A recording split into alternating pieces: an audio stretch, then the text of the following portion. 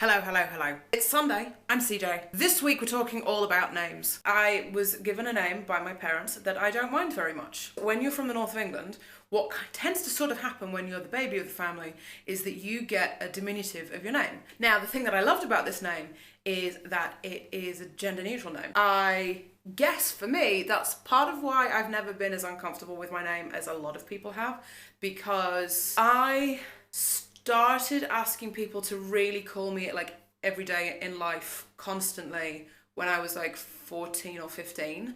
So at that point I had this name and it was great because nobody ever knew, and actually it's a name that's far more male than it is female. It is gender neutral, it does work on both levels, but it is far more male than it is female. When it came to picking a name for myself, I did sort of have that weird moment where I was like, I was so comfortable in this gender neutral name that I had made my own. I just felt really like I needed to have a moment where I was like, no, this is where, not even transition, but I suppose this is where you start to take ownership and this is what you get to take with you. I felt this loyalty to my name, which is silly, isn't it? Because we get sort of attached to these things and think, oh, well, this is something that matters to me. I kind of, to a certain extent, want to keep it. So that's how I sort of picked my name. The middle name for me, I'm, again, traditional. The name that was given to me as a female identified child was a name that existed on both sides and was a grandparent of both my parents. I sort of wanted to pay homage to that and just be like, well, okay, then what's another sort of mutual name? I think the thing for me when it comes to names is that names are one of those places where the privilege of passing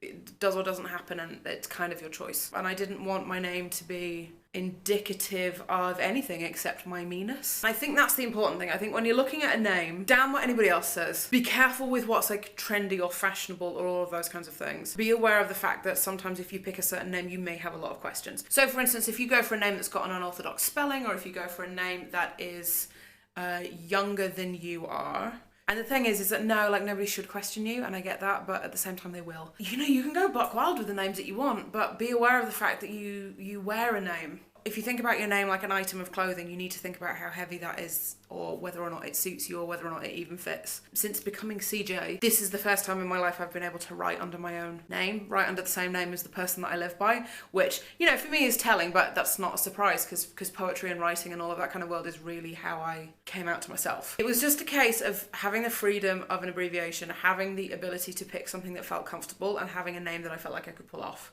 And for me, that was just like the triple whammy. So I like it also, you know, writerly affectation, initials are a thing, so I quite like the fact that that I get to be the poet who has that name, but that wasn't something that really factored in as much as just being like, oh, this is comfortable for me, this feels nice, and I like it. Now, it does take a while for you to get used to it. I only really started going by CJ about 18 months ago, and so there'd be moments where somebody would say my name in a split second moment and I wouldn't quite recognise it. You know, like if someone calls down the street, or they say something like that, or all of those kinds of things.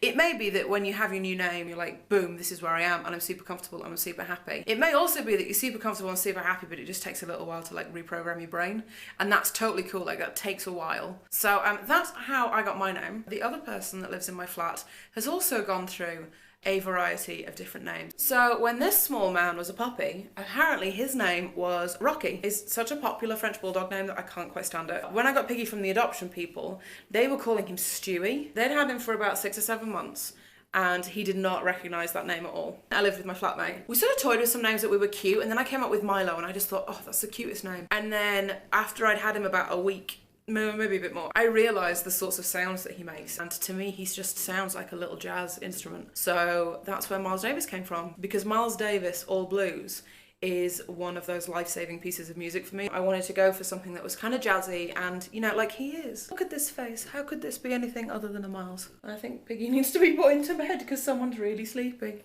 So that's it from me. Have a great week. And for those of you who are at the Philly Trans Health Conference, I love you a lot, and I'm really super jealous that I'm not there.